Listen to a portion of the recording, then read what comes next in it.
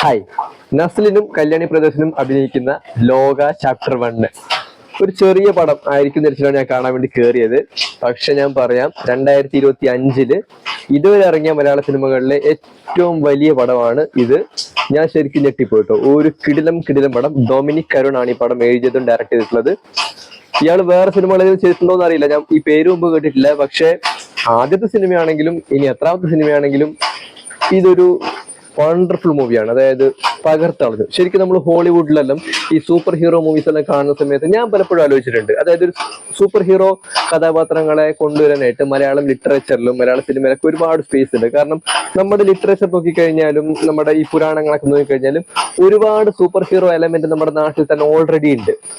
ഈ യക്ഷി, ഭൂതം, പ്രേതം, അതുപോലെ തന്നെ ചാത്തൻ, ഒടിയൻ, ഇമാതിരി സാധനങ്ങളൊക്കെ നമ്മുടെ വിശ്വാസത്തിലും ലിറ്ററേച്ചറിലൊക്കെ ഒരുപാടുണ്ട്. സോ ഈ പറഞ്ഞ കഥാപാത്രങ്ങളെയൊക്കെ നല്ല രീതിയിൽ സിനിമാറ്റിക് ആയിട്ട് ഗംഭീരമായിട്ട് ഒരു സിനിമയിൽ കൊണ്ടുവന്നാൽ എങ്ങനെ ഉണ്ടാകും? ഇതാണ് ലോക. നമ്മൾ ഈ കണ്ട പോസ്റ്ററിലും ടീസറിലും കണ്ട സാധനങ്ങളൊന്നും അല്ല കേട്ടോ. ഈ പടത്തിന്റെ ക്വാളിറ്റി ഇതിന്റെ ടീസർ കണ്ടപ്പോൾ തന്നെ എനിക്ക് മനസ്സിലായിരുന്നു. ശരിക്കും ഒരു മലയാള സിനിമയുടെ ഒരു ഹെവി ആയിട്ടുള്ളൊരു മേക്കിംഗ്. അതായത് ഇതിന്റെ വിഷ്വൽ നോക്കിക്കഴിഞ്ഞാലും മ്യൂസിക് നോക്കിക്കഴിഞ്ഞാലും എഡിറ്റ് നോക്കിക്കഴിഞ്ഞാലൊക്കെ ഹെവി ആ മേക്കിങ്ങിന്റെ ക്വാളിറ്റി ടീസറിൽ തന്നെ വിസിബിൾ ആണ്. പക്ഷെ പടം കണ്ടപ്പോഴത്തേക്ക് സ്റ്റാർട്ടിങ് സീൻ, ആദ്യത്തെ കുറച്ച് സീൻ കാണുമ്പോൾ തന്നെ നമുക്ക് ഈ പടത്തിന്റെ ക്വാളിറ്റി മനസ്സിലാകും. പിന്നെ അങ്ങോട്ട് നമുക്ക് ഞെട്ടാൻ മാത്രമേ സമയമുണ്ടോ. കാരണം നമ്മൾ പ്രതീക്ഷിക്കാത്ത ഒരുപാട് ക്യാമിയോ റോള്, ഗസ്റ്റ് അപ്പിയറൻസ് ഈ പടത്തിൽ വന്നു പോകുന്നുണ്ട്. വന്നവരൊക്കെ അത്യാവശ്യം നല്ല കിടിലൊക്കെ കേട്ടോ. ഈ പടം ഒരു സെക്കൻഡ് പോലും ലാഗ് എടുപ്പിച്ചിട്ടില്ല. ഇപ്പൊ കഴിഞ്ഞ വർഷം ഞാൻ കണ്ട ഒരു സൂപ്പർ ഹീറോ പടം എന്ന് വെച്ചാൽ കൽക്കി ആയിരുന്നു, തെലുങ്കിൽ നിന്നുള്ള പടം. പക്ഷെ കൽക്കിയിൽ നോക്കിക്കഴിഞ്ഞാലും ഇതിന്റെ ഫസ്റ്റ് ഹാഫിലൊക്കെ ഒരുപാട് ലാഗ് ഉണ്ട്. പക്ഷെ ഈ പടത്തിൽ വന്നു കഴിഞ്ഞാൽ നമുക്ക് ഒരു സെക്കൻഡ് പോലും ലാഗ് ഇല്ല. നമ്മളിങ്ങനെ സ്ക്രീനിൽ തന്നെ നോക്കി നിൽക്കേണ്ടി വരും, സീറോ ലാഗിൽ. പിന്നെ ഈ പടത്തിന്റെ മേക്കിംഗ്, എന്റെ അമ്മോ, സ്ക്രിപ്റ്റ് വെച്ച് നോക്കി കഴിഞ്ഞാലുണ്ടല്ലോ സീറോ ലൂപ്പാണ് ഈ പടം. നമുക്ക് എവിടെ അങ്ങനെ ഒരു എന്താണ് ഫ്ലോപ്പ് ആയി പോയല്ലോ അല്ലെങ്കിൽ പൊളിഞ്ഞു പോയല്ലോ ഒന്നും തോന്നില്ല. നമുക്കിങ്ങനെ വണ്ടർ അടിച്ചിരിക്കേണ്ടി വരും ഓരോ ആൾക്കാരും. പിന്നെ പെർഫോമൻസ് നോക്കി കഴിഞ്ഞാൽ വിജയരാഘവൻ, സണ്ണി വെയിൻ, കല്യാണി പ്രദർശൻ, ഓഫ് കോഴ്സ് കിടിലം പെർഫോമൻസ് ആണ്. നസ്ലിൻ, ചന്തു സലിംകുമാർ, അരുൺ കുര്യൻ, എല്ലാ ആൾക്കാരും തകർത്തിട്ടുണ്ട്. പിന്നെ സാൻഡി മാസ്റ്ററിന്റെ നെഗറ്റീവ് ഷെയ്ഡിലുള്ള കഥാപാത്രം ഗംഭീരമായിരുന്നു.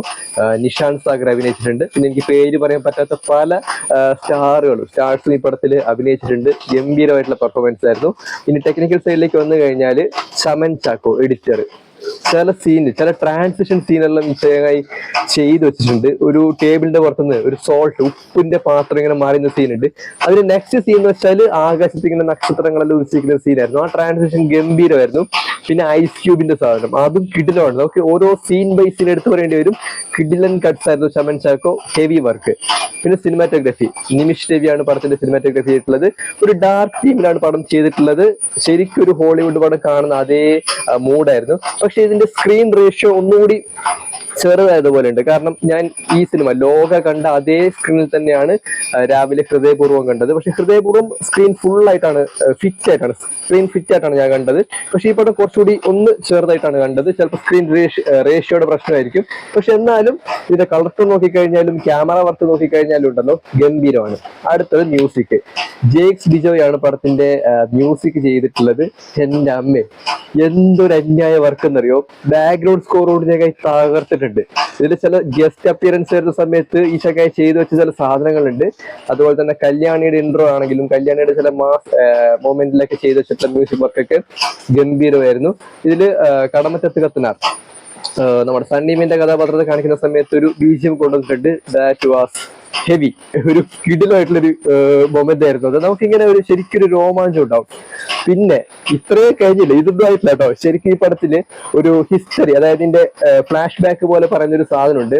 അവിടെ കല്യാണി പ്രിയദർശന്റെ കുട്ടിക്കാലം അഭിനയിച്ചിട്ടുള്ള ആ കുട്ടി ഉണ്ടല്ലോ, അവരുടെ പേരറിയില്ല, ആർട്ടിസ്റ്റിന്റെ പേരറിയില്ല, അവർ തകർത്തിട്ടുണ്ട്. എന്റെ അമ്മോ, ശരിക്കും മലയാളത്തിലെല്ലാം ഒരു ചൈൽഡ് ആർട്ടിസ്റ്റ് ഈ രീതിയിൽ ആക്ഷൻ പെർഫോമൻസ് ചെയ്യുന്നത് ഞാൻ ആദ്യമായിട്ടാണ് കാണുന്നത്. ആ പെൺകുട്ടി കിടിലായി ചെയ്തിട്ടുണ്ട്. പിന്നെ ആ ഭാഗത്ത് വന്നിട്ടുള്ള എല്ലാ ആർട്ടിസ്റ്റുകളും, അതായത് പഴയ ഒരു സ്റ്റോറി, വളരെ പഴയ ഒരു ട്രൈബൽ സ്റ്റോറിയാണ് അവിടെ പറയുന്നത്. ആ കുട്ടിയും പിന്നെ അവരുടെ കൂടെ അഭിനയിച്ചിട്ടുള്ള എല്ലാ ആൾക്കാരും തകർത്തിട്ടുണ്ട്.